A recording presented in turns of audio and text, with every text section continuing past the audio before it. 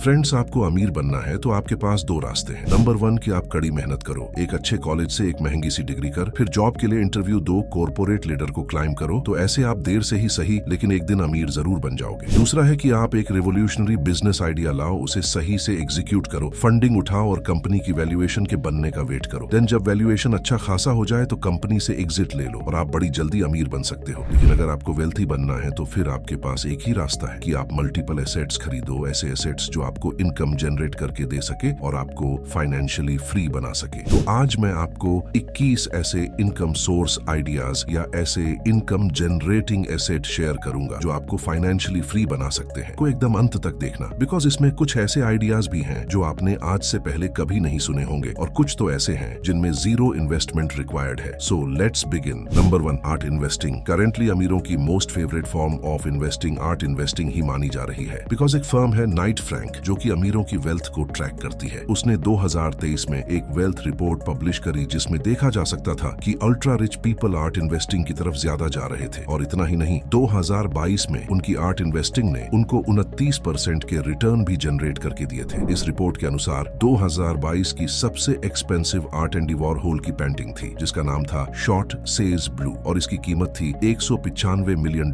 Art investing से healthy returns लिए जा सकते हैं, लेकिन हम आम इन्वेस्टर्स के पास इतने रिसोर्सेस नहीं होते कि हम किसी ऑक्शन में जाके पेंटिंग्स को फिजिकली खरीद सके। पर आम लोगों की इस समस्या को मास्टर वर्क जैसे प्लेटफॉर्म सॉल्व करते हैं। ये न सिर्फ ऑनलाइन आपको फेमस आर्ट वर्क को खरीदने का मौका देते हैं, बट ऑल्सो आप आर्ट्स के छोटे शेयर्स खरीद पाते हो जिसे आप थोड़े पैसों से भी निवेश कर पाते हो। तो ये है फर्स्ट इनकम जनरेटिंग एसेट यानी कि art investing. Number 2, angel investing. दोस्तों, मिलिए संजय मेहता से। ये एक इंडियन एंजल इन्वेस्टर है और इन्होंने शुरुआती दौर में ओयो में इन्वेस्ट किया था और 280 गुना के रिटर्न्स लेके उससे एग्जिट इन्होंने किया था। ओनल्सो ये 150 से ज्यादा ग्लोबल स्टार्टअप्स में अब तक इन्वेस्ट कर चुके हैं और कई स्टार्टअप्स उनसे मल्टी बेगा रिटर्न भी ले चुके हैं। स्टार्टअप्स या छोटे शुरुआती बिजनेसेस में निवेश करना can be a good option. हालांकि अब स्टार्टअप की मार्केट पर से लोग थोड़ा कॉन्फिडेंस लूज कर रहे हैं क्योंकि बायजूस जैसे कुछ बड़े स्टार्टअप फेल हुए हैं, लेकिन स्टार्टअप्स में इन्वेस्ट करना हमेशा गुड ऑप्शन रहेगा। बस कुछ शर्तें हैं जिनको आपको मान के चलना पड़ेगा, जैसे कि स्टार्टअप प्रॉफिटेबल हो, उसका बिजनेस मॉडल सस्टेनेबल हो और लॉन्ग टर्म में ग्रो कर सके। ऑल्सो उस स्टार्टअप के फाउंडर्स कैसे हैं ये भी उसकी सक्सेस को डिफाइन करेगा। अगर ये सब चीजें एक स्टार्टअप मीट कर रहा है, देन टू स्टार्टअप भी ऑब्वियसली एक बिजनेस ही है और बिजनेस में निवेश करना या खुद एक बिजनेस स्टार्ट करना तो आप जानते ही हो कि कितना रिवॉर्डिंग हो सकता है। सो यस, एंजल इन्वेस्टिंग है सेकंड इन्वेस्टमेंट ऑप्शन। नंबर 3, एन्यूटीज। एक एन्यूटी आपके और किसी इंश्योरेंस कंपनी के बीच एक कॉन्ट्रैक्ट को कहते हैं। जब आप एक एन्यूटी खरीदते हो तो आप एक लमसम अमाउंट या फिर किस्तों में पैसे इंश्योरेंस कंपनी को देते हो। आपकी कंप्लीट पेमेंट के बाद फिर वो इंश्योरेंस कंपनी आपको एक रेगुलर पे आउट देती रहती है जो कि एक स्पेसिफिक ड्यूरेशन के लिए हो सकता है या फिर लाइफ टाइम के लिए भी हो सकता है। फॉर एग्जाम्पल, मान लो आपने अपने किसी दोस्त को 5 लाख दिए और वो आपको कहता है कि मैं तुझे ये 5 लाख वापस करने के बजाय हर महीने 3000 रुपए देता रहूंगा तेरे पूरे लाइफ टाइम तक। तो इसे आप एन्यूटी कॉन्ट्रैक्ट कहोगे। बट एन्यूटीज एक अच्छा ऑप्शन नहीं रहेंगी अगर आप लंबा नहीं जीते हो, बिकॉज पिछले एग्जाम्पल का ही हवाला लें तो आपको 3000 मंथली से अपने 5 लाख रिकवर करने के लिए ही 15 साल लगेंगे। बट 15 साल बाद आप जब तक भी पैसे रिसीव करते रहोगे फिर वो आपका प्रॉफिट ही होगा। Number 4, real estate crowd funding. Real estate crowd funding एक और अच्छा ऑप्शन है अगर आप चाहते हैं कि रियल एस्टेट में आसानी से और कम पैसे लगा के निवेश करें तो ये आपके काम की ही चीज है। इसमें आप दूसरे इन्वेस्टर्स के साथ मिलकर किसी रियल एस्टेट प्रॉपर्टी में इन्वेस्ट करते हो। कमर्शियल प्रॉपर्टी, होम या रेजिडेंशियल रियल एस्टेट, आपके पैसे हर तरह की प्रॉपर्टी में निवेश होंगे। यहाँ से आप अच्छे रिटर्न्स हासिल कर पाएंगे बिना बहुत ज्यादा पैसे निवेश किए। रियल एस्टेट क्राउड फंडिंग या रियल एस्टेट इन्वेस्टमेंट ट्रस्ट दोनों एक चीजें हैं, दोनों का काम एक ही है, इसलिए आप रीट्स में भी इन्वेस्ट कर सकते हैं। Brookfield India, Mindspace, DLF, Godrej properties कुछ रीट्स के नाम हैं। इनके बारे में जान के और समझ के आप इनमें निवेश कर सकते हैं। एंजल वन जैसे प्लेटफॉर्म आपको इनमें आसानी से इन्वेस्ट करने का मौका देते हैं। Number 5, digital real estate. Assets के माध्यम से पैसिव इनकम कमाने की एक बड़ी ही अच्छी अपॉर्चुनिटी है ये डिजिटल रियल एस्टेट। बट ये डिजिटल रियल एस्टेट आखिर है क्या? तो दोस्तों, जब भी आप इंटरनेट पे किसी भी टॉपिक के बारे में सर्च करते हो तो कुछ ब्लॉग्स और आर्टिकल्स आपके सामने आते हैं जिन पे आप लैंड करते हो। यही ब्लॉग्स, आर्टिकल्स या वेबसाइट्स डिजिटल रियल एस्टेट होते हैं। चलिए एक एग्जांपल से समझते हैं। मान लो मेरा एक ब्लॉग है अबाउट इन्वेस्टमेंट और मैंने एक ब्लॉग लिखा है अबाउट 21 इनकम जनरेटिंग एसेट्स। तो मेरे लिए मेरा ये डिजिटल ब्लॉग स्टॉक एक रियल एस्टेट का टुकड़ा है जहां से मैं रेंटल इनकम जनरेट करूंगा एफिलिएट कमीशन से, या फिर से भी मैं इस पर कमाई करूंगा, या फिर कोई दूसरी सर्विस अपने ब्लॉग की मदद से सील करके। तो ये मेरे लिए एक रेंटल इनकम की तरह काम करेगा। इसके अलावा दूसरे डिजिटल रियल एस्टेट भी होते हैं, जैसे कि एक e-commerce store, domain name sell करना, ईमेल लिस्ट प्रोवाइड करवाना, मेंबरशिप ग्रुप्स बनाना जिनमें आप मंथली या ईयरली फीचर करते हो, या फिर डिजिटल प्रोडक्ट्स जैसे ई बुक्स, कोर्सेज वगैरह सेल करते हो। और यही है हमारा asset number 6, digital products sell करना। डिजिटल प्रोडक्ट्स के माध्यम से आप एक सिग्निफिकेंट पैसिव इनकम जनरेट कर सकते हैं। बट उन्हें तो ये डिजिटल प्रोडक्ट्स आपको खुद ही तैयार करने होंगे, जिसमें आप या तो कोई ई बुक बना सकते हो या फिर कोई ऑनलाइन कोर्स बना सकते हो, जिसमें बहुत ही कम इन्वेस्टमेंट रिक्वायर्ड होती है। पर शुरुआत में ई बुक्स या डिजिटल कोर्स बनाने के लिए मेहनत आपकी अच्छी खासी लगती है, पर एक बार मेहनत करने के बाद आप ई बुक को या डिजिटल प्रोडक्ट जैसे ऑनलाइन कोर्स को कितने भी बार बेच सकते हो। बस आपको करना इतना है कि पहले इस काम को आपको यूट्यूब से ही अच्छे से सीख लेना है, उसके बाद इसमें अनलिमिटेड कमाई आप कर सकते हो। Number 7, YouTube channel. अगर मुझसे पूछा जाए तो एक यूट्यूब चैनल से बढ़िया एसेट कोई नहीं है। और मैं ये सिर्फ इसलिए नहीं कह रहा कि मेरा एक यूट्यूब चैनल है, बल्कि जब मैंने यूट्यूब स्टार्ट किया था तो मेरे पास कोई रिसोर्सेस नहीं थे, बस एक स्मार्टफोन था और 150 रुपए का एक बोया का माइक। अब देखो, यूट्यूब पर आपको शुरुआत में अच्छा खासा काम करना होता है, पर जब एक बार आपका यूट्यूब चैनल चल जाता है तो उसके बाद यह आपका एक बेहतरीन एसेट बन जाता है, क्योंकि जब आपका मन करे तब आप इस पर काम कर सकते हो। और अगर आपका चैनल अच्छा चल जाता है तो आप एक वीडियो एडिटर हायर करके उसे वीडियो की एडिटिंग और थंबनेल वगैरह का काम करवा सकते हो, जिससे कि चैनल को चलाए रखने के लिए आपको ना के बराबर ही काम करना होता है। जिस तरह मैं इस चैनल की सिर्फ स्क्रिप्ट ही लिखता हूँ, जिसे लिखने में दिन का ज्यादा टाइम भी नहीं लगता। वैसे आप चाहे तो एक बार चैनल अच्छे से चलने के बाद एक पर्सन हायर कर सकते हो, जो कि आपकी वीडियो के लिए स्क्रिप्ट लिखना,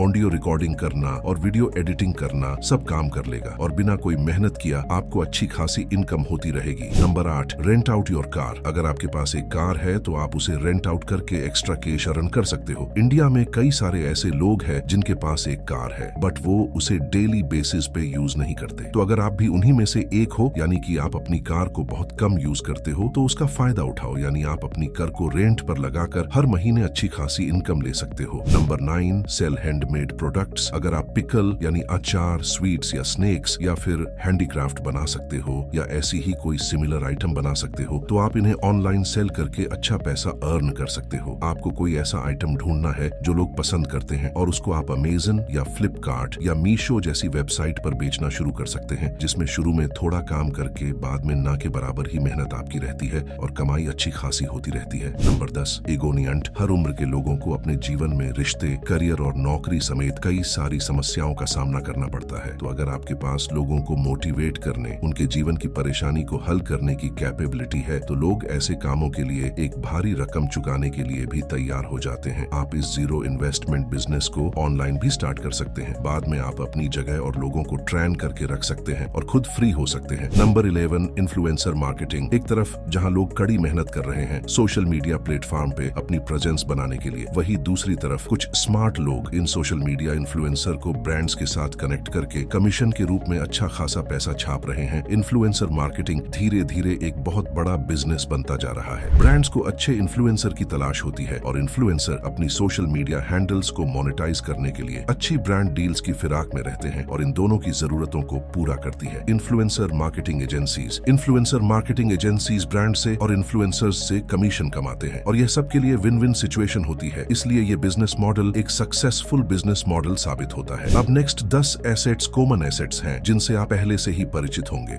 इसलिए मैं इनको ब्रीफली 1 या 2 लाइंस में एक्सप्लेन कर दूंगा। Number 12, traditional stock market investing. Long term wealth generation के लिए stocks one of the greatest assets हैं। नंबर 13, खुद का बिजनेस। जैसे स्टॉक्स लॉन्ग टर्म के लिए बेस्ट ऑप्शन है, वैसे ही बिजनेस शॉर्ट टर्म या मीडियम टर्म में ही आपको अमीर बनाने का दम रखता है। Number 14, short term vacation rentals. ये एक और रियल एस्टेट इन्वेस्टमेंट की ही फॉर्म है। अगर आप एक सिग्निफिकेंट पैसिव इनकम जनरेट करना चाहते हैं तो आप ऐसी जगह पे प्रॉपर्टीज खरीद सकते हैं जहां लोग शॉर्ट टर्म वेकेशन मनाने के लिए जाते हो। Number 15, renting out your own home. अगर आप अर्बन एरियाज में रहते हो और आपके घर का कुछ एरिया इस्तेमाल नहीं होता है तो आप उस एरिया को रेंट पे देके एक्स्ट्रा इनकम जनरेट कर सकते हो। Number 16, farming on lease. अगर आप गांव जैसे एरियाज में हो तो आप लीज पे फार्म लैंड लेके उस पे खेती करके या फिर करवा के पैसे अर्न कर सकते हो। Number 17, dividend paying stocks, stocks. जैसे कि मैंने कहा, one of the greatest option है। इनमें से कुछ अच्छी ग्रोथ के साथ साथ डिविडेंड भी देते हैं एंड ये आपके लिए एक एक्स्ट्रा इनकम का अच्छा सोर्स भी बन सकते हैं। नंबर 18 बॉन्ड्स और ETF। भारत बॉन्ड ETF एक अच्छा ऑप्शन है सेफ और इजी रिटर्न्स लेने के लिए। इसके अलावा सोवरियन गोल्ड बॉन्ड है जो आपको फिजिकल गोल्ड खरीदे बिना गोल्ड की प्रॉपर्टीज में इन्वेस्ट करने का मौका देता है। नंबर 19 क्रिप्टो करेंसी, जो कि मॉडर्न वर्ल्ड एसेट है, जो कि मॉडर्न वर्ल्ड की ही तरह अनप्रिडिक्टेबल भी है, तो इससे आप दूर ही रहे तो अच्छा है। Number 20 index fund investing. Index funds जैसे कि निफ्टी 50 या Nifty mid cap 100 index fund या इसी तरह के दूसरे इंडेक्स फंड्स में इन्वेस्ट करना आपको इन्फ्लेशन से बेहतर रिटर्न्स प्रोवाइड कर सकता है और लॉन्ग टर्म के नजर यह से ये एक अच्छा एसेट है। Number 21 royalties income. ये वो होती है जब कोई दूसरा आपके किसी फिजिकल या डिजिटल प्रोडक्ट्स की राइट्स खरीदता है और बदले में आपको पे करता है। उदाहरण के लिए अगर आपका कोई ओरिजिनल गाना है तो आप उसके राइट सेल करके रॉयल्टीज अर्न कर सकते हो। तो फ्रेंड्स, ये थे 21 एसेट्स। इनमें से आप अपने मतलब के एसेट्स देखकर उनसे काम करके या बिना काम कर ही पैसा कमाते रह सकते हो। ऐसी ही और इन्फॉर्मेशन के लिए चैनल को सब्सक्राइब जरूर कर लेना।